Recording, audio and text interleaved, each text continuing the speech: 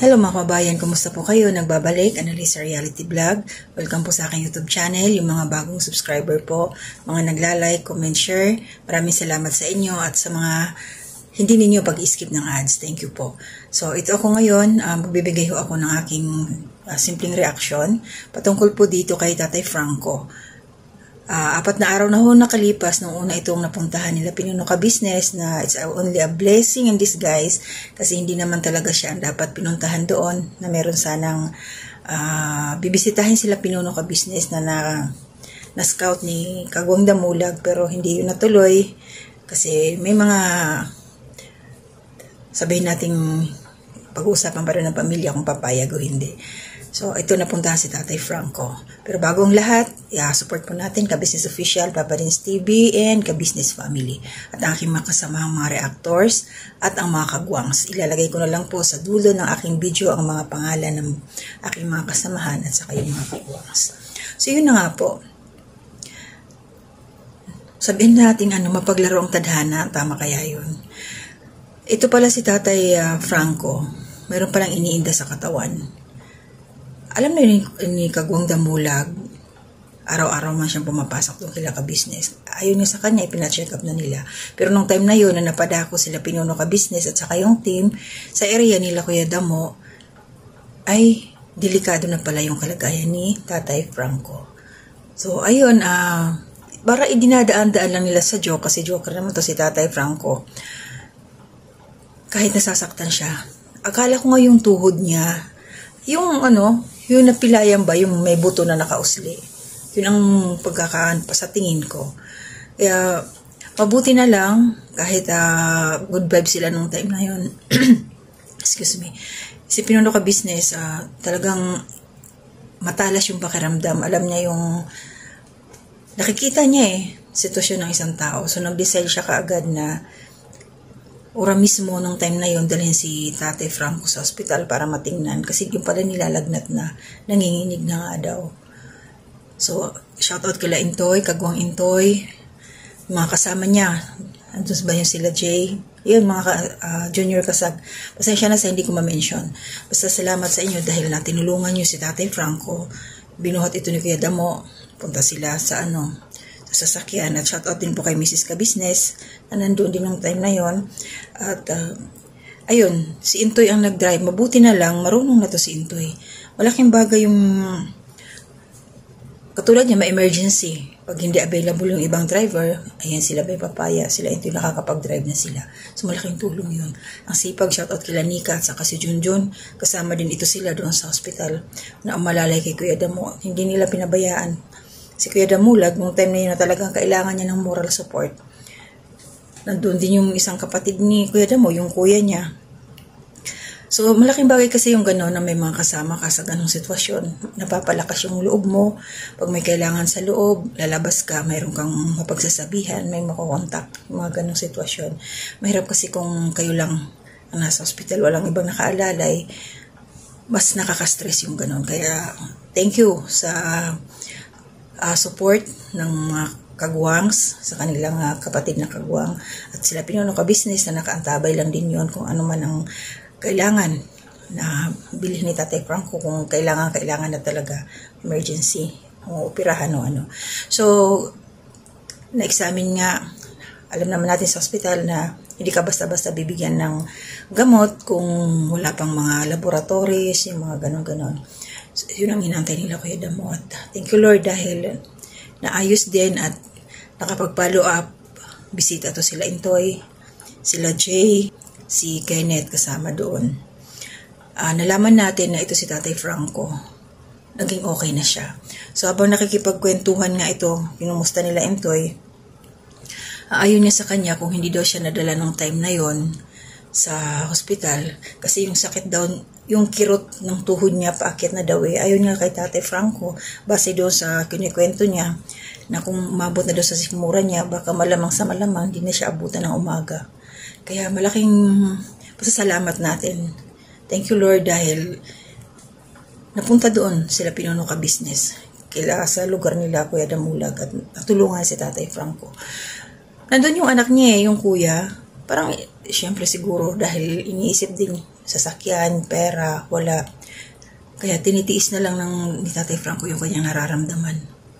Yun talaga yung mahirap. Totoo yun, real talk no, na gusto man natin tumakbo sa ospital pero wala tayong pera. Kaya titiisin na lang. Kaya yung iba, napupunta sa hindi maganda, bis na maaagapan ng kasakit, lumalala. Pag sunerte, gagaling. Pag hindi, alam na natin kung anong mangyayari. Kaya malaking pasasalamat ni Tatay Franco. Siguro ngayon tay, susunod ka na kasi marami nang bawal eh. So meron na siyang sakit sa buto niya, yung arthritis, osteoarthritis ba yun sa buto, tapos yung sa rayuman niya, ganun talaga pag tumatanda na. By the way pala, maswerte ka pa rin Kuya Damo, kasi yung tatay mo 77 years old. Kahit ganyan siya, malakas pa rin, nakakalakad. Yung nanay ko 77, hindi na siya half body niya, paralyzed. Kaya napakaswerte ni Kuya Damo dahil, ayan, si Tatay Franco pasaway, wag na kayong uminom tayo para mas mahaba ang buhay. Kung ano yung pinagbabawal sa iyo ng doktor, sundin niyo po, wag kayong pasaway. Karamihan talaga, pag may edad na pasaway, no, sana hindi tayo ganun. Sabi ganun, no. So, yun lang yung sa akin, pasalamat ang ako kay Pinuno Ka-Business, sila Mrs. Ka-Business, dahil nga, hindi man naging successful yung lakad nila nung time na yun, na mayroon sana silang bibirahin o babanatan na na-scout ni Kagong Damulag. Mas malaki pala ang anong tawag dito, misyon na gagawin nila nung time na yon, si Tatay Franco, dahil nailigtas nila ang buhay. Salamat Pinuno Ka-Business, dahil sa anong tawag dito, yung lakas ng kutob, yung pakiramdam, talagang hindi niya ini-ignore. Walang bukas-bukas, ura-urada talaga si Pinuno pagka ganyang mga kalusugan ang pinag-uusapan. Kilos talaga sila kaagad. At bilib ako sa mga kagwangs dahil kahit late night na, gabi na, gusto pa nga nila magpaumaga daw doon. Ayun nga kay Kuya Damulag, pinauwi na lang niya kasi lahat sila naman mapupuya. Total naman yung kapatid niya na isa. Silang dalawa na lang nagtulungan.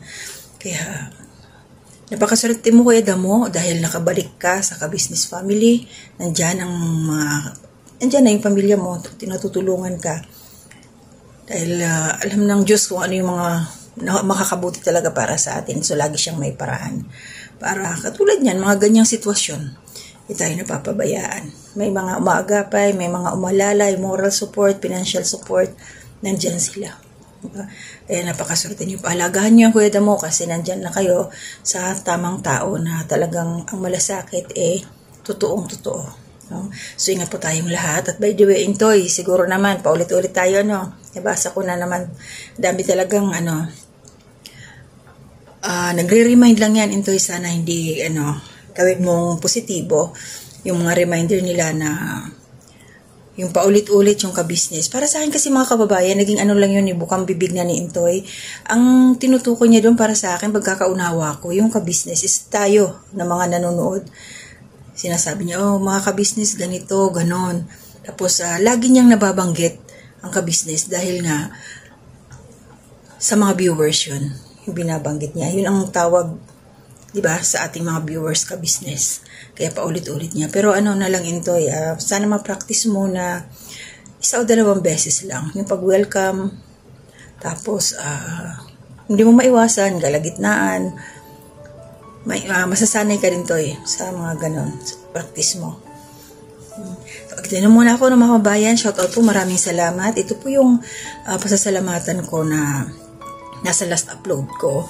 Shoutout po at maraming salamat kay Ma'am Corazon Indusil, Ma'am Sara, Kabayan Sara, thank you po, shoutout. Kabayan Tessie Tumali, shoutout po. At Kabayan Mendoza's Collection, shout out po. Yan. And syempre, Bayona TV, shout out po, Ruben, ang aking kababayan. Shout out sa iyo. At sa mga viewers po, I think nasa 60 plus na yung viewers doon sa aking huling upload. So maraming salamat po sa inyo, mga silent viewers po yan. Hindi po sila nagko-comment at ina-appreciate ko po na kahit pa paano nandyan ho kayo nanonood sa aking mga ginagawang reaction. So kahapon hindi po ako nakapag-reaction kasi masama yung pakiramdam ng aking ilong. Nakakahiya naman na maya-maya singhot ko. Sinipon po kasi ako kailangan kong ayusin muna yung aking sarili. So, doon sa 63 views, 60 viewers po ng aking huling video, maraming salamat po sa inyo. Gabayan po kayo ni Lord at more blessings po. Malaking bagay po yung panonood nyo sa aking mga reaction. So, hanggang dito na muna. Hanggang sa muli, gagawa pa ho ako ng isa pang reaction. Itutuloy ko na. Ito yung pagluluto ni Bong. Kita-kits po tayo sa susunod. To God be the glory.